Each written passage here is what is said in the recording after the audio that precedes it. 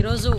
తిరుపతి జిల్లా పోలీస్ అదేవిధంగా కలెక్టర్ గారు కలిపి మంచి కార్యక్రమాన్ని చేపట్టడమే కాకుండా ఈరోజు ఈ కార్యక్రమానికి ప్రారంభించడానికి ముఖ్య అతిథులుగా మినిస్టర్ గారు నన్ను, అదేవిధంగా మన ఇన్ఛార్జ్ మినిస్టర్ గారు, రెవెన్యూ మినిస్టర్ గారు అనగాని సత్యప్రసాద్ గారిని, ఎండోమెంట్ మినిస్టర్ గారు మన ఆనం రామనారాయణ రెడ్డి గారిని అందరినీ కూడా ఇక్కడ ఆహ్వానించి ప్రజల్లో ట్రాఫిక్ నిబంధనల పట్ల ఒక అవగాహన కల్పించడానికి, అదేవిధంగా రోడ్డు ప్రమాదాలు నివారించడం చేయడానికి కొంచెం మంచి కార్యక్రమాన్ని శ్రీకారం చుట్టినందుకు ప్రత్యేకంగా జిల్లా కలెక్టర్ గారికి, ఎస్పీ గారికి నేను ధన్యవాదాలు తెలియజేసుకుంటున్నాను. ఎందుకంటే మన తిరుపతి అంటేనే చాలా మంది భక్తులు ఇక్కడికి వచ్చే వెళ్లే ఏరియా. అరౌండ్ ఒక 10 జాతీయ రహదారులు, 13 రాష్ట్ర రహదారులు ఉన్న ఈ సిటీలో చాలా మంది లాస్ట్ 1 year నుంచి చూసుకుంటే ఒక 1500 మంది గాయపడమే కాకుండా సుమారుగా 500 మందికి పైగా ప్రాణాలు కోల్పోయిన పరిస్థితి కూడా కనిపిస్తా ఉంది. బికాస్ ఆఫ్ చాలా మంది ఏంటంటే తిరుపతి దర్శనానికి రావడం, ఓవర్ కెపాసిటీతో రావడం, అదేవిధంగా రెస్ట్లెస్ గా రావడం, ఎక్కువ మంది డంక్ అండ్ డ్రైవ్ సిచ్యువేషన్స్ లో వాళ్ళు చనిపోవడం. ఇంకొకటి ఏంటంటే హెల్మెట్ లేకుండా 2 వీలర్స్ చాలా మంది చనిపోయిన పరిస్థితి కూడా, హెల్మెట్ లేకుండా చనిపోయిన పరిస్థితి. అంటే అసలు వీళ్ళందరూ